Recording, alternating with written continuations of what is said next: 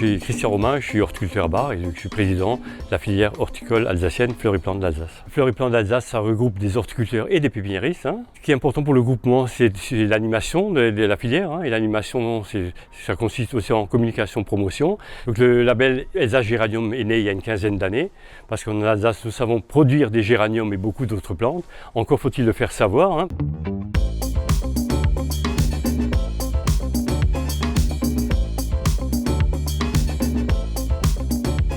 Le géranium est très important en Alsace. Déjà, c'est une plante qui est très résistante. Quand on parle de plantes peu gourmandes en eau, le géranium, c'est vraiment la plante maîtresse pour ce genre de choses. Parce qu'il est aussi originaire d'Afrique du Sud. L'Afrique du Sud, il fait très chaud.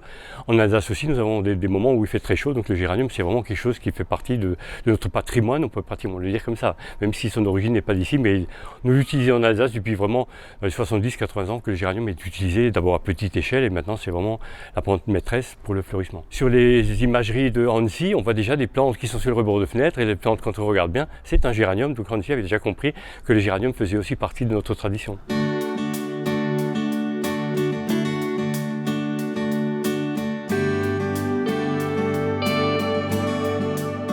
Cette année, donc, l'Elsass Géranium est produit en environ 320 000 plantes. On est une douzaine d'horticulteurs qui ont compris que l'Elsass Géranium n'est pas uniquement une marque pour se faire plaisir ou parce que c'est la tendance. Ça montre aussi qu'il y a des productions en Alsace. On n'est pas juste une vitrine, qu'il y a des gens qui travaillent derrière. Il y a des gens qui travaillent derrière. Économiquement, c'est aussi très important.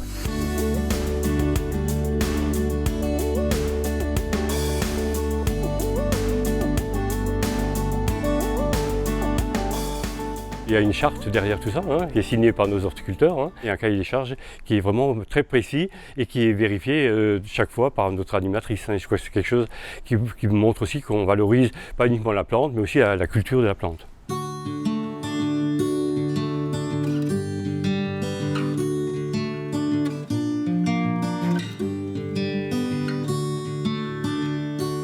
Cette horticulture, en fait, c'est mon père qui l'a créée. Enfin, c'était pas une horticulture, il était maraîcher.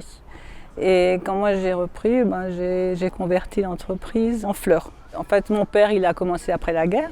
Et moi, ça fait déjà 42 ans que j'ai pris le relais de papa. Papa, au début, était encore là, mais très vite, il a pris sa retraite. Et donc, ça fait 42 ans que Fleurliche existe.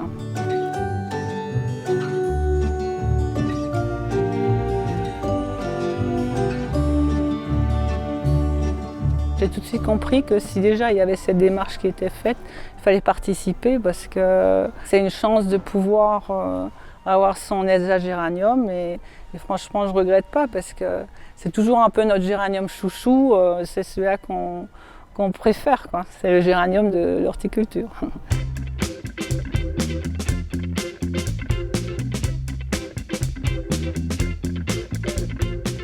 Au début, on achète la bouture parce qu'il faut toujours commencer avec une bouture saine qui est contrôlée à la base. Et cette bouture, on la reçoit à partir du mois de septembre, fin septembre, octobre. Et c'est cette bouture qui va être plantée dans les pots de Elsass Géranium. Donc c'est déjà un géranium qui est en terre depuis quelques mois. Donc c'est déjà une belle plante. Donc après, on utilise des terreaux parce qu'il y a donc un cahier de charge, une charte, et on est obligé de choisir des terreaux chez des spécialistes. Et par la suite, on l'arrose fréquemment avec de l'engrais. Surtout que dans la charte aussi, il faut qu'on ait une plante bien alimentée. De temps en temps, il faut faire des traitements, mais on évite de faire des traitements chimiques au maximum. On fait de la PBI, donc c'est de la protection intégrée biologique, avec donc des petits prédateurs qui vont manger les insectes nuisibles. Et autrement, on l'écarte bien, parce que ça c'est aussi important. On est obligé d'avoir un géranium qui est bien distancé pour qu'il reste bien trapu. Parce qu'un géranium qui est trop serré, automatiquement il va s'étioler et il ne va pas être beau. Vu l'âge de la plante et vu l'écartement, vu son engrais, tout est vraiment réfléchi. On a vraiment une plante bien ramifiée avec plein de boutons qui est vraiment prometteuse.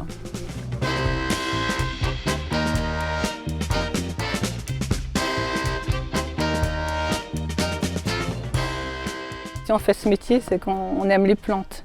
Et là, il faut particulièrement les aimer beaucoup parce que Quand on reçoit nos petits insectes, qu'on doit les épandre, c'est du boulot parce qu'il faut ouvrir chaque tablette, en mettre partout. Bon, après, c'est aussi bien parce qu'il n'y a aucun mètre carré qui nous échappe. On voit notre culture, on sait s'il y a un problème, c'est aussi du bon. C'est vrai que si on veut vraiment bien suivre la charte, on est obligé de suivre nos géraniums.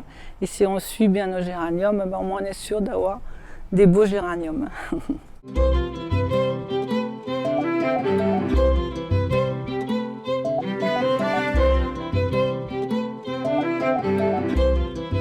Les gens, parfois, ils viennent, ils disent « je veux les agéraniums », ils croient que c'est qu'un rouge ou un rose ou un blanc.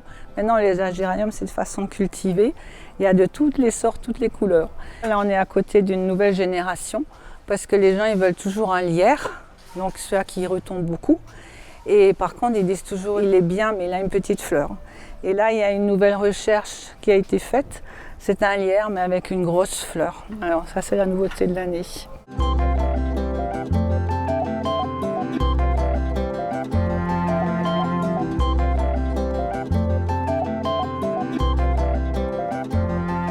De plus en plus, c'est un peu synonyme de plante de personnes âgées et c'est un peu dommage. Bon, il y a toujours beaucoup de jeunes quand même mais ils garnissent moins parce qu'ils n'ont pas le temps d'arroser, ils ont moins le feeling et puis ils aiment moins le géranium.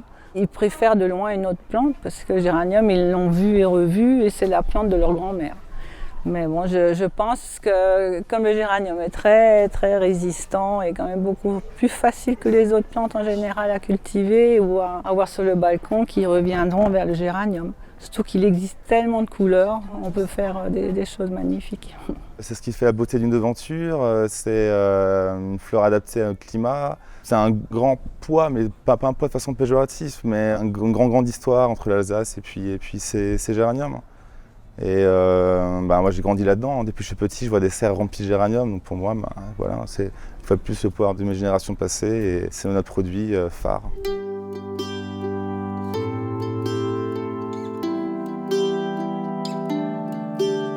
Je suis vachement attaché à tout ce qui est culture alsacienne et c'est par ce type d'outil qu'on peut se distinguer. C'est un produit qu'on va trouver uniquement chez nous, producteurs horticoles. Donc j'irai même plus loin pour certifier encore d'autres produits comme une tomate par exemple alsacienne. Mais je sais que c'est vraiment le fer de lance de l'activité horticole, c'est les agéraniums. Et les clients sont de plus en plus demandeurs, donc c'est qu'il y a vraiment un retour par rapport à cette certification, à ce besoin de se différencier.